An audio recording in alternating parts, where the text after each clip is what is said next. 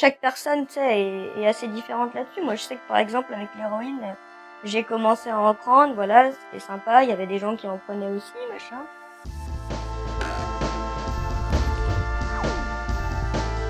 Puis très très vite, t'as envie d'en prendre, t'en veux tout le temps. Puis plus t'en veux, plus t'as envie d'en prendre. Et puis ça va vraiment très très très très vite. Et tu t'aperçois pas forcément que t'es accroché, hein, mais bon, lorsque tu te rends compte que t'es accroché, puis que, enfin moi en tout cas j'ai dû partir. Je me suis barrée de tous les gens que je connaissais, je suis partie très très loin et très très longtemps, et je suis pas revenue. À partir du moment où t'es accroché, tu sais très bien que si tu y retournes, tu vas crever. Alors c'est une question de choix. J'ai préféré dire j'arrête là plutôt que de dire oh, j'en ai rien à foutre et je vais crever avec ça.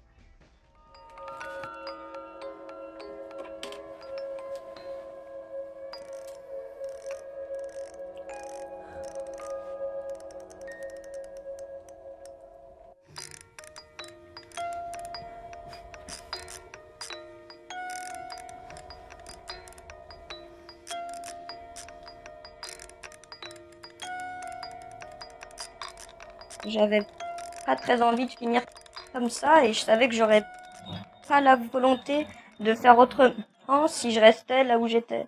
Ça fait de ça des années maintenant, ça fait 5 ans que j'ai plus touché à l'héroïne ni rien, mais encore maintenant, s'il y a une soirée, je suis là et qu'on me dit, oh, il y a de l'héros quelque part, je vais partir.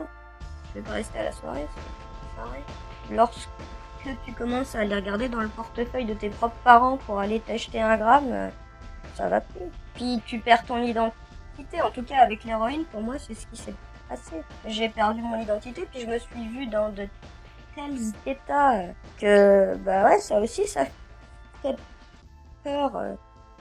Tu te rends compte de l'aliénation en fait que ça crée.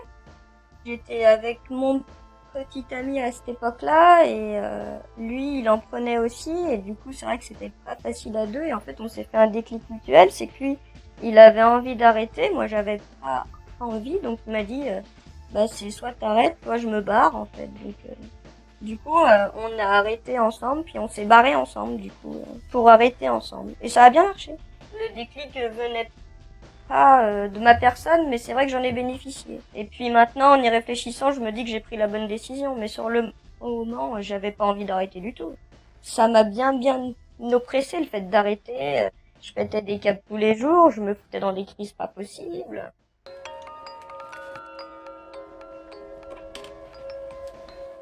Mais maintenant, je suis contente d'avoir arrêté. Mais c'est vrai que ça restera à vie gravé, quoi. Puis je pense que je continuerai d'en avoir envie à jamais, en fait. Une fois que t'as été, que t'en as pris, que t'as été accroché, puis que tu sais que t'es accroché et que t'aimes ça et tout ça, faut essayer de t'en éloigner, sinon tu vas te laisser aller. Mais après, bon, ça c'est en particulier pour l'héroïne, dans mon cas en tout cas. Après, je consomme aussi plein d'autres trucs et ça par contre c'est occasionnel et du coup je sais que je suis pas accrochée à ces trucs. Après on a des prédispositions dans les produits. Moi je sais qu'en soirée je prends beaucoup de speed. Par exemple, c'est pas pour ça que je vais être accrochée à ça. J'en prends pour rester réveillée si tu veux, mais c'est pas quelque chose dont j'ai envie le lendemain, par exemple, ou le surlendemain. Le LSD c'est pareil, j'en prends une fois de temps en temps, lorsque je suis en bonne condition, c'est préférable. Même très très très préférable et puis du coup tu passes un bon moment, voilà, puis après ça s'arrête. Avec d'autres prods comme le crack, l'héroïne, ce genre de trucs, c'est pas la même chose. C'est pas des drogues occasionnelles juste pour s'amuser. Enfin, peut-être j'ai aussi des drogues de prédilection. Après, j'ai du mal à m'éloigner de mes favoris. Je trouve que bon, j'ai déjà essayé plein de trucs, ça sert à rien d'essayer de nouvelles choses à chaque fois. Puis surtout que si tu sais pas trop d'où le produit vient, tout ça, enfin, je me méfie quand même. Avec l'héroïne, s'il y en a plus, tu te mets vraiment en crise, t'arrives pas à te retenir ni à te faire une raison. T'en as besoin, puis tu vas chercher tous les moyens pour en avoir. Tandis qu'avec le cannabis, là, vu que j'ai mon budget qui est établi, si j'en donne aux amis et qu'à la fin, moi, j'ai plus rien, Disons que je sais que j'ai plus rien et c'est pas grave, j'attends le mois prochain. Ou alors, bah, je sais pas, moi je vais aller chez des amis, ils vont avoir un joint, ils vont me dépanner, enfin, ça a pas la même incidence, ça a pas la même importance non plus. C'est différent. Lorsque tu prends de l'héroïne, vraiment, t'en as rien à foutre. Moi, je bien que j'en ai pris, j'ai appris qu'une personne était décédée, j'aimais beaucoup cette personne. J'ai pas pleuré, j'ai pas dit que j'étais triste, j'étais même pas triste du tout. C'est après, lorsque j'étais en train de redescendre, que là je me suis dit putain, il est mort, c'est vrai, t'as même pas réagi tout à l'heure, t'es vraiment tout. Tandis que le tard, c'est bien moins grave en fait dans mon esprit. Je le banalise énormément. Donc du coup, je me dis pas que je mets ma vie en danger. Par exemple, je sais pas. C'est une habitude. C'est ce que je consomme le plus finalement. Parce qu'elle répond à mes attentes comme me détendre. Donne-moi une latte et j'aurai de l'inspiration. J'en prendrai bien une autre pour la décoration.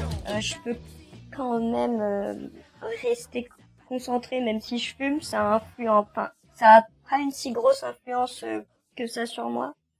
En tout cas, j'ai déjà fumé en allant au travail, tout ça, sans problème, quoi. J'arrive à tenir le rythme, alors que, bah, essaye d'aller travailler sous LSD, enfin, c'est juste pas possible, quoi. J'aime bien parce que c'est pas trop agressif non plus, enfin, c'est assez léger, en fait. C'est ça que j'aime. Déjà, ça me permet de me détendre parce que je suis très nerveuse et très stressée. Ça me permet aussi d'avoir faim de temps en temps, que j'ai du mal à manger. Et je dirais que c'est vraiment un substitut parental. Je vis plus avec mes parents depuis très longtemps, mais je me suis rendu compte que ma consommation, en tout cas le fait que je fume tous les jours et que je consomme vraiment, et que j'en achète et que ce soit vraiment un budget pour moi, c'est depuis que je suis seule sans mes parents, depuis qu'ils sont plus là. Et lorsque je retourne par exemple dans ma famille, bah, j'ai pas besoin de fumer. Donc je l'associe à ça. Je sais que pour l'instant c'est trop... En fait j'y accorde une trop grande place dans ma vie. Donc oui, je suis dépendante de ça parce que je sais qu'avec ça, ça va. Mais bon, puis c'est aussi le fait, lorsque j'ai arrêté l'héroïne, c'est ça qui m'a bien aidé aussi.